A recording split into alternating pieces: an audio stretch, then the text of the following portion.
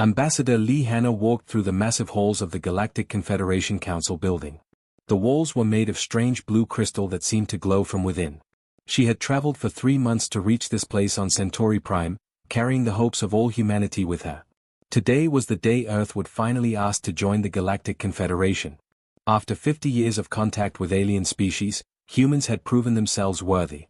They had shared their medical knowledge, helped solve conflicts between warring planets, and even improved the old faster-than-light travel systems that most aliens used. Hannah adjusted her formal diplomatic uniform one last time before entering the Great Council chamber. The room was enormous, with floating platforms arranged in circles that rose high into the air. Each platform held representatives from different alien species. The Quarati looked like living glass sculptures, their bodies making beautiful musical sounds when they spoke. The Delphinians floated in special water-filled spheres, their graceful tentacles moving like dancers. High above everyone else sat the ancient Vorthak, whose thoughts could touch other minds across the room. "The human petition begins now," announced the council speaker, a tall being with 4 arms and skin like polished metal. Hannah stepped forward onto the central platform. Her voice was steady and strong as she began to speak. "Honored council members, I come before you representing the people of Earth. For 5 decades, we have worked alongside your civilizations as friends and partners. We have shared our knowledge freely. Human doctors have saved millions of alien lives with our medical techniques. Human engineers have made your ships faster and safer. Human diplomats have helped end 3 major wars between your worlds." She paused, looking around at the hundreds of alien faces watching her. Some seemed interested, others looked bored, and a few appeared hostile. "We have followed every rule you set for us. We have limited our expansion to only 12 star systems. We have never claimed territory that belonged to others. We have paid all required taxes and fees for using galactic trade routes. We ask now for what we have earned through our actions, a seat on this council and full membership in the Confederation." The chamber fell silent. Hannah felt her heart beating fast as she waited for questions or comments from the council members. Councillor Zephi of the Hegemony faction rose from his platform. He was one of the most powerful beings in the galaxy, representing the oldest and strongest alliance of species. His voice carried the weight of authority that came from ruling for thousands of years. "The human petition has been heard," he said coldly. "We will now discuss and vote." What followed was 3 hours of debate that Hannah could barely follow. The aliens spoke in technical terms about species maturity ratings and civilization development indexes and threat assessment protocols. They talked about humanity as if humans were not even in the room. Some voices supported Earth's membership. A Delphinian representative pointed out how human medical advances had saved her entire colony from a plague. A younger Quarati mentioned how impressed he was with human art and music. But the older, more powerful voices spoke against them. They said humans were too young as a space-traveling species.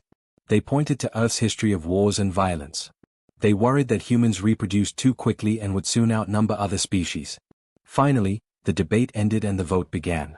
Hannah watched as lights appeared above each platform, green for yes, red for no, blue for undecided.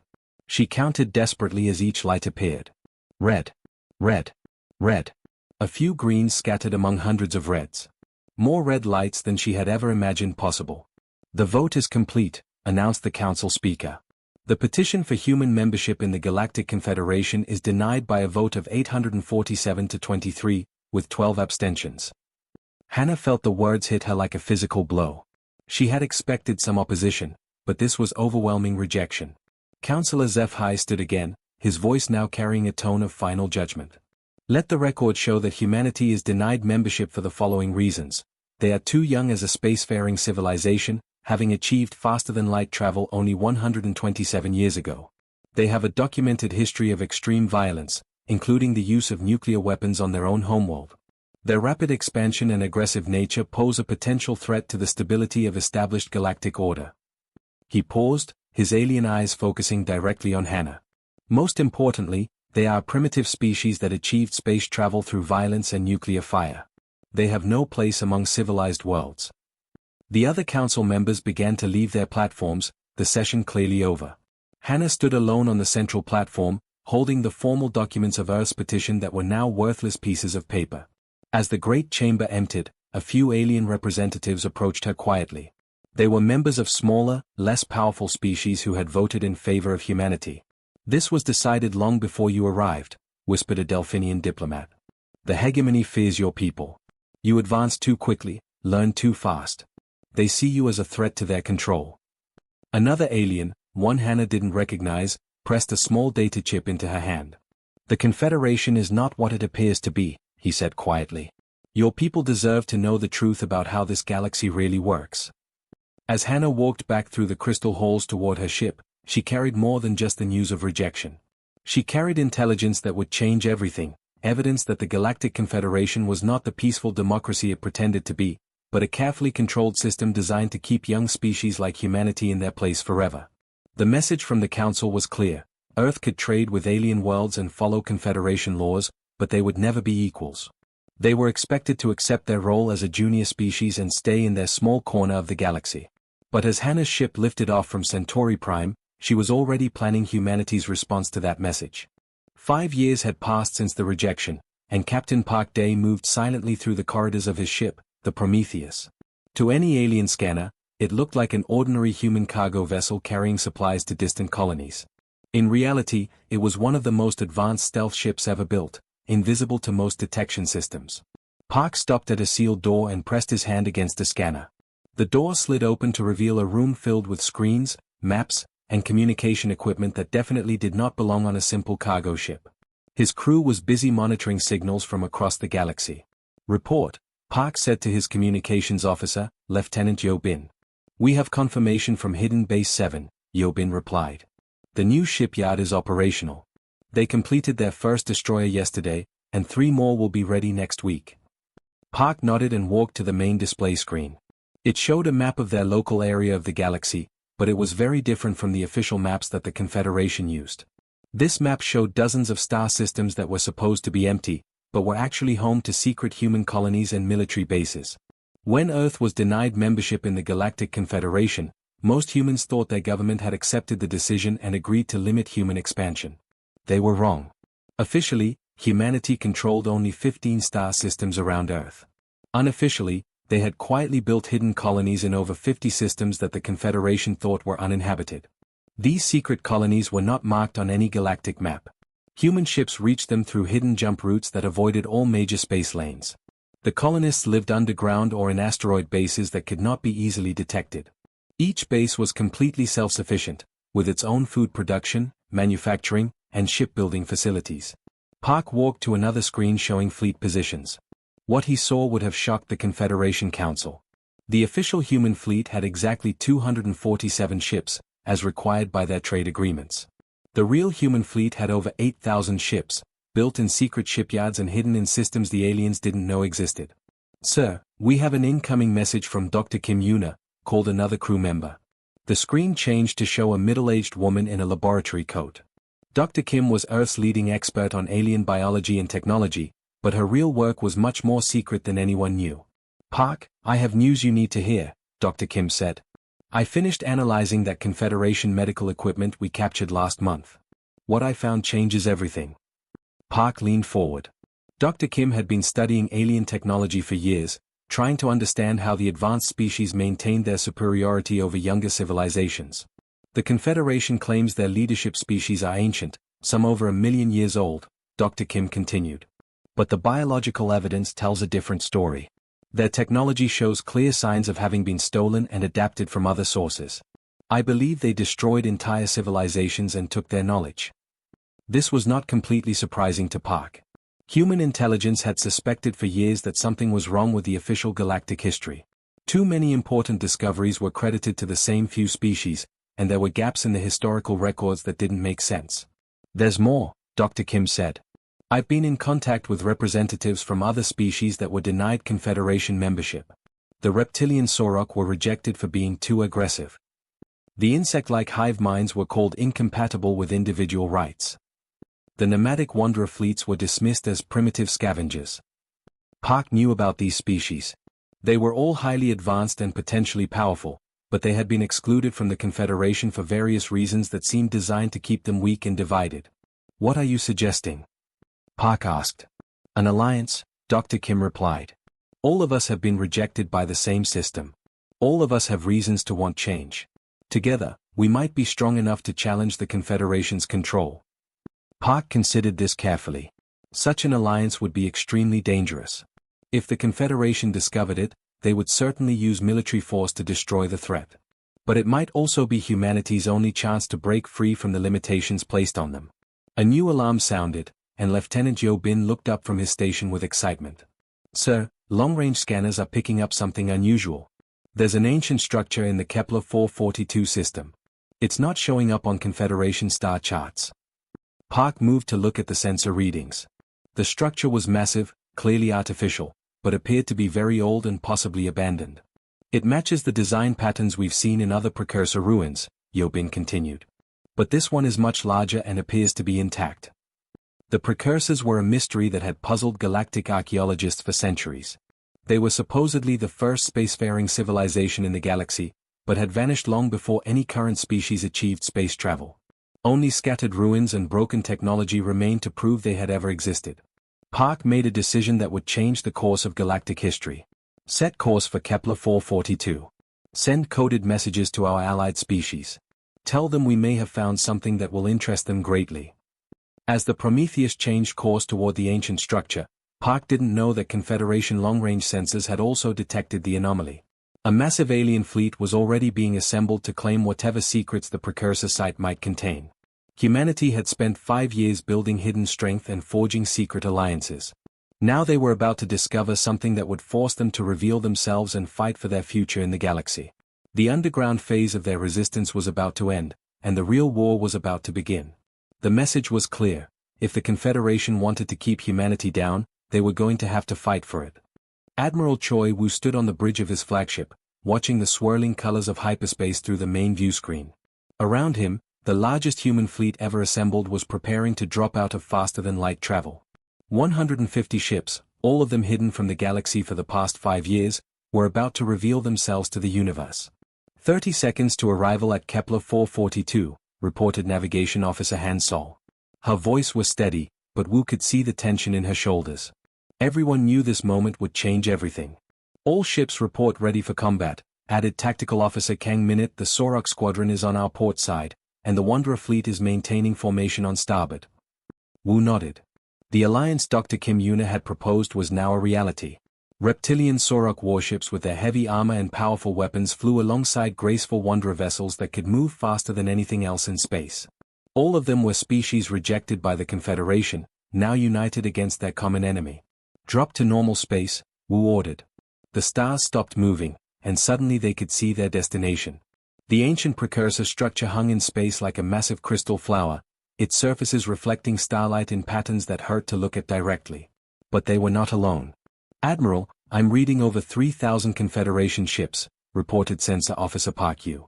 They are arranged in standard battle formation around the precursor site. Wu studied the tactical display. The Confederation fleet was enormous, representing dozens of different alien species. The massive dreadnought Eternal Harmony sat at the center of their formation like a small moon made of metal and weapons. Incoming transmission, announced Communications Officer Li Jun. The main screen changed to show the bridge of the Eternal Harmony. A tall, imposing figure in elaborate robes stared at them with eyes that seemed to glow with their own light. This was Admiral Kethmore of the Vorthak, one of the most powerful military commanders in the galaxy. Human vessels, you are ordered to withdraw immediately, Kethmore said, his voice carrying the mental weight that all Vorthak possessed. This archaeological site falls under Confederation jurisdiction. You have no legal right to be here. Wu stepped forward, making sure his own image was being transmitted clearly to every ship in both fleets. But more importantly, he knew his words were being recorded and would soon spread across the galaxy. Admiral Kethmore, we reject your authority, Wu said calmly. We reject your laws. And we reject the lie that you represent galactic civilization. He gestured to an aide, who activated a special transmitter. Immediately, data began broadcasting on every communication frequency used in the galaxy. It was the information from the Precursor archive that Dr. Kim had been studying, along with evidence gathered from dozens of archaeological sites across known space. People of the galaxy, Wu continued, for too long you have been told that the Confederation represents order and peace. The truth is very different. The species that control the Confederation are not the ancient, wise civilizations they claim to be. They are the descendants of conquerors who destroyed the galaxy's first spacefaring civilization and built their power on stolen technology. On screens across 1,000 worlds, beings saw the evidence for themselves. Archaeological data showing that precursor sites had been deliberately destroyed. Genetic analysis proving that the ancient Confederation species were actually much younger than claimed.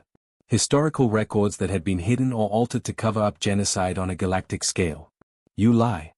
Kethmore roared, his mental voice causing several human crew members to stagger. Open fire.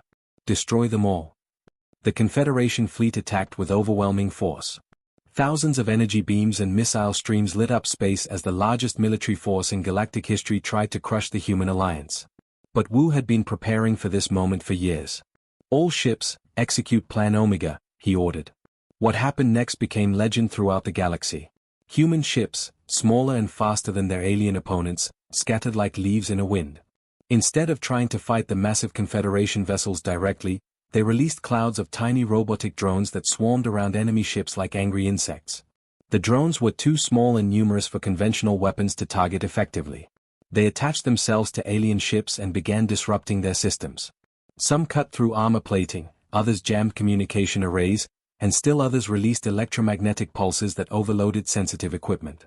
At the same time, human ships used weapons that the Confederation had never seen before. Gravity projectors created invisible hands that grabbed enemy vessels and threw them into each other. Quantum disruptors caused alien ships to simply stop existing in certain areas of space. But the real surprise came from the precursor structure itself. Admiral, the ancient station is powering up, reported Sensor Officer Park Yu with amazement in her voice. The crystal flower began to glow brighter, and sections that had appeared dead for millions of years suddenly came to life. Wu smiled grimly. Human engineers had been working secretly on the station for months, using precursor technology to reactivate its defense systems. Beams of pure energy, more advanced than anything in the current galaxy, reached out from the ancient station. Where they touched Confederation ships, the vessels simply disappeared into clouds of glowing particles. Impossible, Kethmore whispered over the communication channel. The precursors have been dead for eons. The precursors are dead, Wu replied. But their children are very much alive. The battle turned into a rout as ancient weapons tore through the Confederation fleet. But Wu knew the real victory was not happening in space. Across the galaxy, suppressed species were rising in rebellion. Confederation colonies were declaring independence. Even member species were demanding answers from their leaders. As his ship exploded around him, Admiral Kethmore sent one final message: "You have no idea what you have unleashed." The Confederation was not built on conquest alone.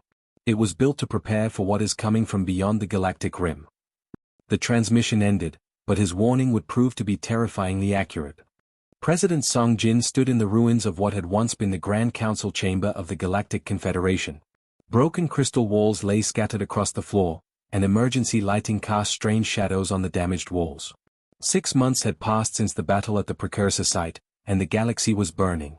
Representatives from over 200 species filled the makeshift assembly hall that had been built in the wreckage. Some sat in familiar chairs, others floated in specialized environments, and a few existed as energy patterns that could only communicate through translation devices. All of them looked to the human president for answers. "Friends and fellow beings," Song Jin began, his voice echoing through the damaged chamber. "We are here because the old system failed all of us. The Confederation promised peace and prosperity, but delivered only control and suppression.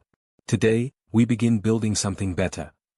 In the audience, Ambassador Li Hanna listened with mixed feelings. She was proud that humanity had finally achieved recognition as equals, but the cost had been enormous. The galaxy was in chaos. Without Confederation control, old enemies had immediately started fighting each other. Trade routes had collapsed, causing famines on worlds that depended on imported food. Millions of refugees fled from war zones with nowhere to go. The reptilian Sorok had been among the first to abuse their new freedom. Within weeks of the Confederation's fall, they had attacked 3 neighboring systems, claiming ancient territorial rights. Their leader, General Thakron, stood up from his seat now, his scaled face showing barely controlled aggression. "Human President," Thakron hissed, "your people destroyed the old order. But you offer us nothing but words about cooperation. My people have been denied our rightful territory for centuries. We will take back what belongs to us, with or without your approval." Similar angry voices rose throughout the assembly. The insectoid hive minds demanded the return of their stolen colony worlds. The aquatic delphinians wanted exclusive rights to all water-covered planets. The nomadic wanderers claimed that space itself belonged to no single species and refused to recognize any territorial boundaries. Song Jin raised his hand for silence. He had expected this chaos, but it still hurt to see species that had fought together now turning on each other. General Thakron, I understand your anger, he said carefully. But taking territory by force will only create new conflicts. We need to work together to solve these problems fairly. Work together. Thakron laughed harshly. Easy words from the species that now has the largest fleet in the galaxy. Why should we trust human promises when you could simply become the new masters? This accusation hit Song Jin like a physical blow. He knew that many species were beginning to fear human power. Earth's hidden fleet was now revealed, and it was larger than anyone had imagined. Human colonies were spread across dozens of systems. Human technology had proven superior to most alien equipment. The very success of their rebellion was making other species nervous. Before Song Jin could respond, alarms began sounding throughout the assembly hall. Admiral Park Dae, now commander of all human forces, rushed onto the floor with a grim expression. Mr. President, we have a crisis, Park Dae announced. Long-range sensors have detected a massive fleet approaching from beyond the galactic rim. Unknown configuration, but their technology appears more advanced than anything we've encountered. The assembly hall fell silent. Song Jin felt ice forming in his stomach as he remembered Admiral Kethmore's final warning about something coming from outside the galaxy. Dr. Kim Yuna appeared on the main view screen, broadcasting from her research station. I've been analyzing the sensor data, she said urgently. The approaching fleet matches descriptions from the deepest precursor archives. They're called the Devourers, and according to these records, they consume entire galaxies. The implications hit everyone at once. While they had been fighting over territory and resources, a threat that could destroy all life in the galaxy was approaching. How long do we have? Song Jin asked. 6 months, maybe less, Dr. Kim replied. The precursor records indicate that the Devourers are machine intelligence. They strip planets of all resources and biological life, then move on to the next galaxy. They've done this countless times before. General Thakron's aggressive posture had disappeared. The Confederation knew about this threat. The precursor archives suggest they did, Dr. Kim confirmed. The old Confederation may have been corrupt and controlling, but they were genuinely trying to prepare the galaxy for this invasion. Unfortunately, their methods created so much resentment that when the time came to unite against the real enemy, nobody trusted them enough to cooperate. Song Jin looked around the assembly hall at the faces of beings who had been ready to fight each other moments before. Now they all showed the same expression, fear. We have a choice, he said slowly. We can continue fighting each other while the Devourers destroy us one world at a time, or we can work together to defend our galaxy. And if we choose to work together, who leads this alliance? Asked a Delphinian representative suspiciously. Will humans simply replace the Confederation as our new masters? This was the question Song Jin had been dreading. Earth had the largest fleet and the most advanced technology, but using that power to control other species would make them no better than the old Confederation. No single species should control the galaxy, he said finally. But coordination requires leadership, and leadership requires trust. If you will accept human help in organizing our defense, we pledge that when the Devourers are defeated, we will step back and let each species govern itself freely. It was a promise that would be difficult to keep, but Song Jin knew it was the only way to unite the galaxy against the approaching darkness. The real test of humanity's character was about to begin. Ambassador Lee Hanna moved slowly through the corridors of the diplomatic station orbiting New Harmony. At 78 years old, she needed a walking stick to get around, but her mind was still sharp. Today would be the most important negotiation of her long career, and possibly the last hope for galactic civilization. The Devourer fleet had arrived at the edge of the galaxy 2 weeks ago. Long-range sensors showed thousands of massive ships, each one larger than anything built by current galactic civilizations. They moved in perfect formation, consuming everything in their path. 3 star systems had already gone silent, their suns somehow drained of energy and their planets stripped bare. Hannah entered the main conference room where representatives from every major species in the galaxy waited. The tension was so thick she could almost taste it. These beings had been enemies for thousands of years, and now she had to convince them to work together perfectly or they would all die. General Thakron of the Sorok sat with his arms crossed, still angry about territorial disputes. The Delphinian ambassador floated in her water sphere, refusing to look at the insectoid hive mind representatives who had once enslaved her people. Even former Confederation species glared at each other across old battle lines. "My friends," Hannah began, her voice carrying the authority of someone who had witnessed the rise and fall of galactic powers, "we have received the first reports from our scouts. The Devourer fleet is not just large, it is coordinated in ways we cannot understand. Every ship moves as if controlled by a single mind." She activated the main display, showing footage from the destroyed systems. Where planets had once existed, only empty space remained. Not even debris was left behind.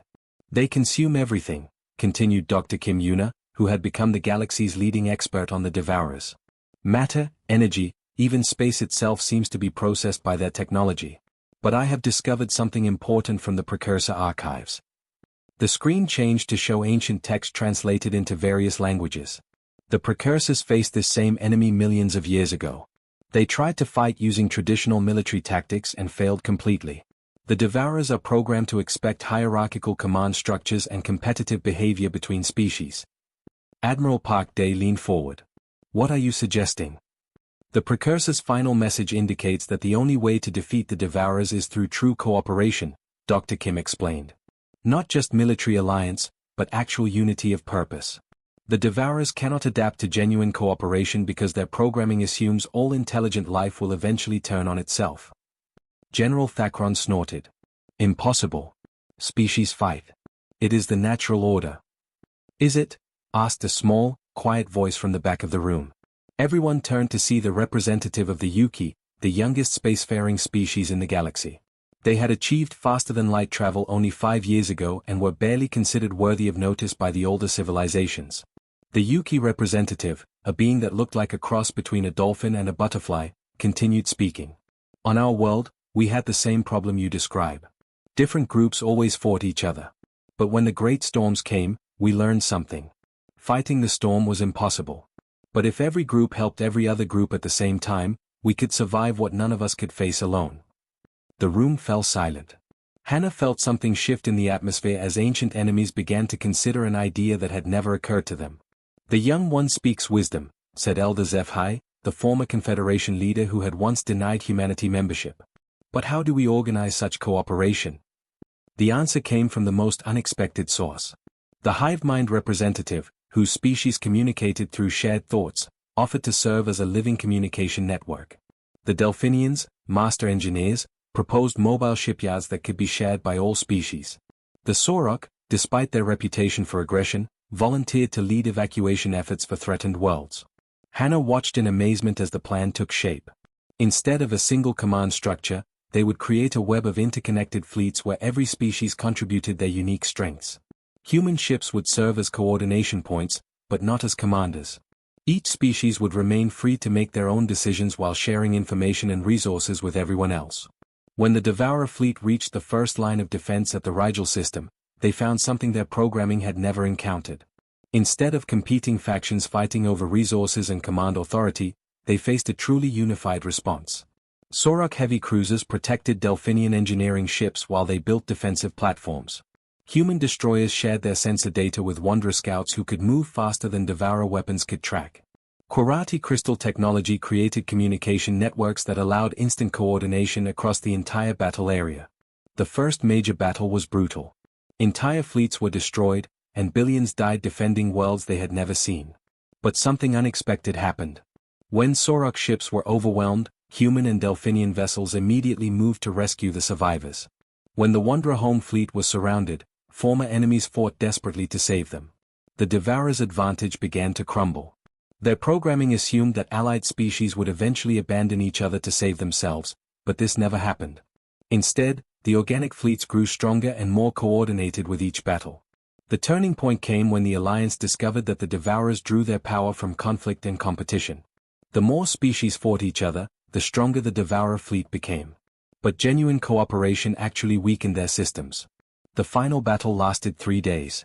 When it ended, the Devourer fleet was retreating beyond the galactic rim, their programming unable to process what they had encountered. Hannah lived to see the victory, and the new galaxy that emerged from the ashes of the old one.